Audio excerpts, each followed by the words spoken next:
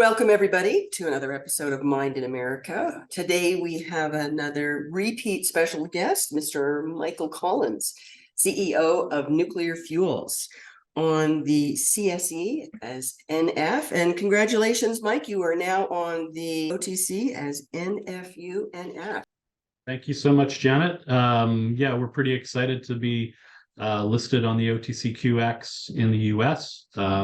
Better opportunities for our shareholders to be able to purchase us, but also very happy to be on your show again. It's great to talk.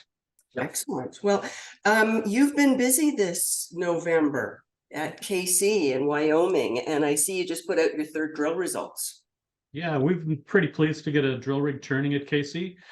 We've started in the southern portion of that project, and in the release that we've just seen, we've got our best interval there now, which is 7 feet at 0.142% uranium, with a grade tenor of almost 1, grade thickness tenor of 1.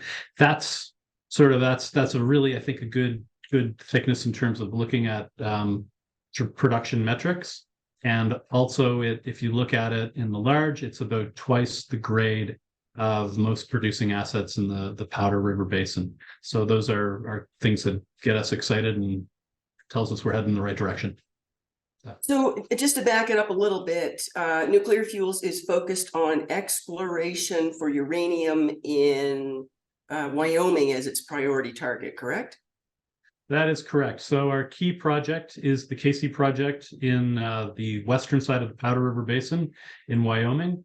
It is an in-situ recovery target, which is a production technique that has very low surface disturbance. In Wyoming being an agreement state, it's also relatively quick to permit new production in it. So we think it's an opportunity to build a resource, and through our option agreement with or our back-end agreement that we have with Encore Energy, a place that we can look to see being a producer in the relatively near future. And correct me if I'm wrong, there's not a lot of uranium exploration going on in the United States right now, which seems that you're out in front on this, given the dynamics that are going on globally with uranium. That's really true. There are a few historic producers conventional producers that are starting to gear up to produce again. I think Encore is producing its first yellow cake this month as well. I know other companies are starting to hire up to bring standby operations back into operation, but really there are no. We think we've probably got the most significant exploration asset in the U.S. West. At Kaycee, there are a couple other companies like Strathmore Plus and I think GTI, an Australian company, that are starting their exploration out. But I don't think anyone has the same data set that we have on their project and the head start that we do in terms of looking forward and being able to see where we can build resources. So you have a lot of historic data, correct, that you're building upon? Yeah, that's one of the key things that separates us. We have over 3,800 historic drill holes. We've got a couple key reports that outline over 110 miles of roll fronts, which are the mineralized zones within the sedimentary rocks in the Powder River Basin. So it's a target-rich environment, as it were, and someone has already kind of beaten the path to tell us where to go. And I know you just did an RTO, went public several months ago. So how long have you been drilling? We actually just started drilling. We mobilized at the end of October, and we've been drilling for, I guess, 3 weeks at this point. So, and fairly decent conditions in Wyoming still? It's been holding out for us. We're hoping that we can keep pushing. As long as the snow holds out, we'll keep drilling. Nice. So with your third release, 7 feet at 0.142%, is that? That's correct, and a grade thickness of 0.992. So very robust numbers. So help me put this in context, because I'm not an expert on uranium exploration. Those grades, are they good, excellent, bad? For obviously they're not bad if you release them, and it's a headline, but put it in context for me so I can understand, like, how good is this?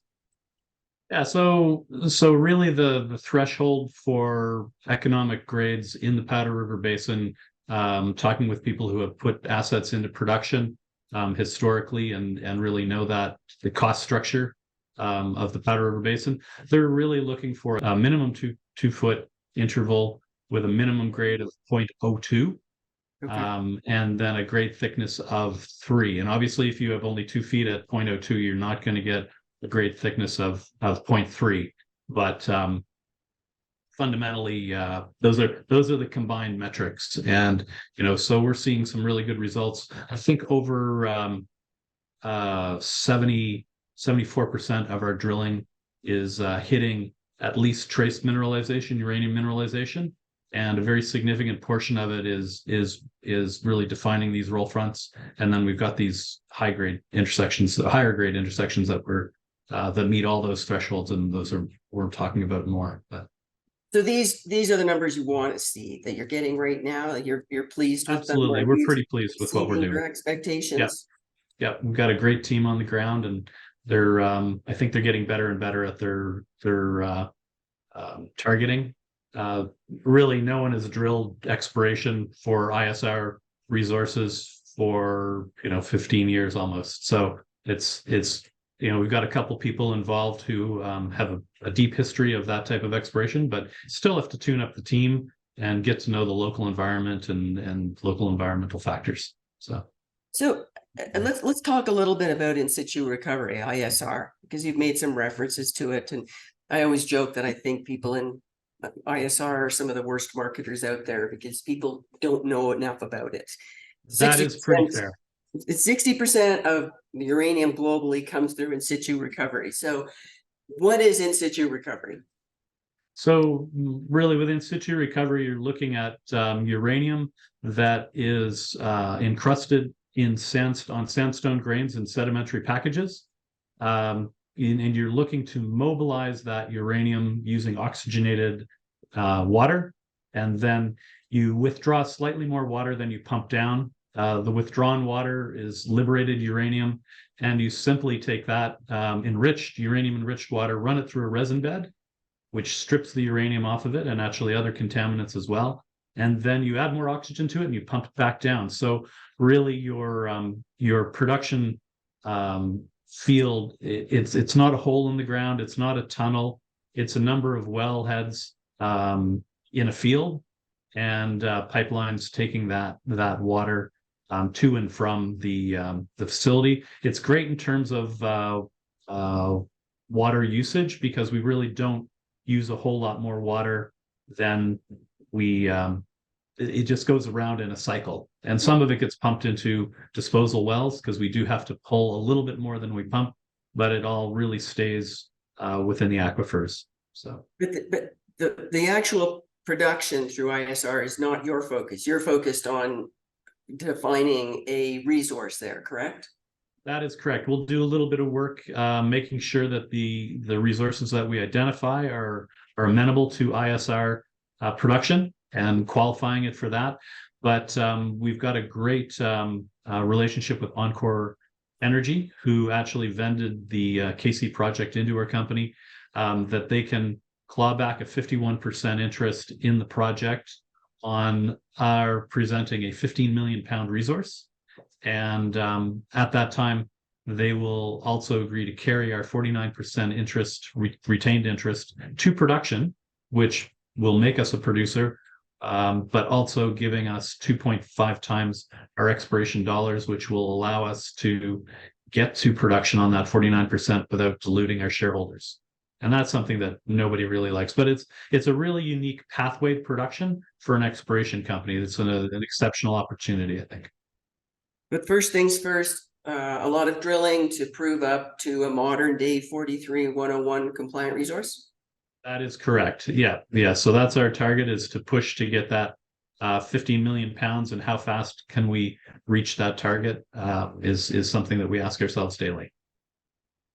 So we can expect to see a bit more drilling until weather chases you out, and then you'll be back in again in 24.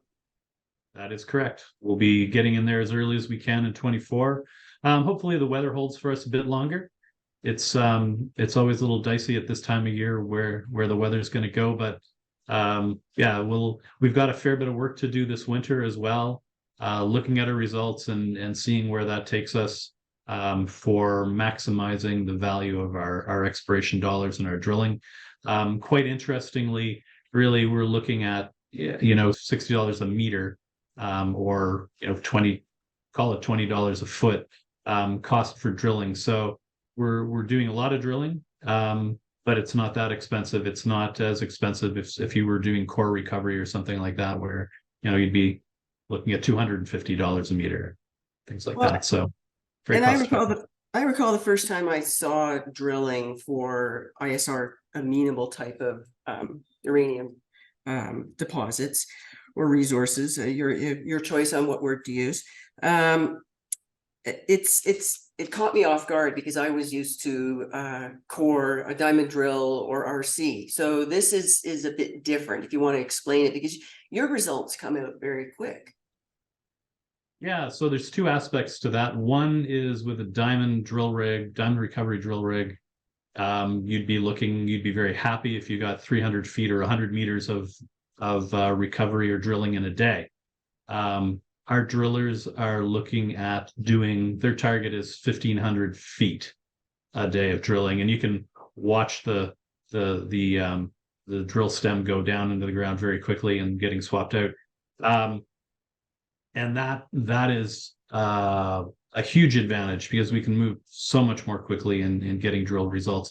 The other side of it is we're using equivalent uranium U3O8 values for our assays using a downhole gamma probe. And basically the drill rig moves off of the hole and moves to the next hole after it's completed a hole. And then the gamma logging truck backs up onto the hole and they drop a probe down 10 or 15 minutes later.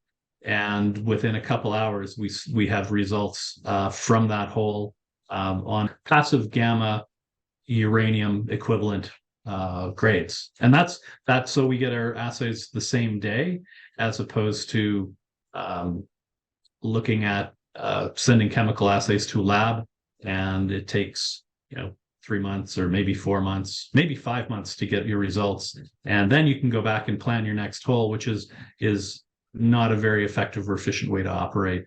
So it allows us to look at the last hole and plan 2 or 3 holes out, saying, where are we going to go next? That's spectacular. Yeah, you raise a really good point about the planning process. How do you plan? And that's a whole other topic for another day. But how do you plan for a drill program when you're waiting months for results? So you're able to move quickly. How deep are you drilling again? Right now our max target depth is about 700 feet, but there are a couple targets that we think are going to be a little higher grade, and we'll push that a little bit deeper as well, I think, at some points. Okay. So sandstone hosted, under the water table, good numbers out in our latest news. Anything I'm missing that you want to talk about? I would watch the company. Eventually it'll be a little quiet on the drilling side in the new year, but I think you'll also see some new projects coming in that we'll be talking about, expanding on what we're already doing, and that'll be very interesting as well. Different opportunities that we're bringing forward. Well, excellent. Thank you very much for your time today, Mike. I greatly appreciate it. Thanks very much as well, Jen. It's great to talk to you again on your nuclear fuels. Well, thanks. And thank you, everyone, for joining us today on Mind in America. Our guest has been CEO of Nuclear Fuels, Mike Collins. They trade on the CSE as NF and now on the OTC as NFUNF. Thanks again, Mike. Thanks so much, Janet. Take care.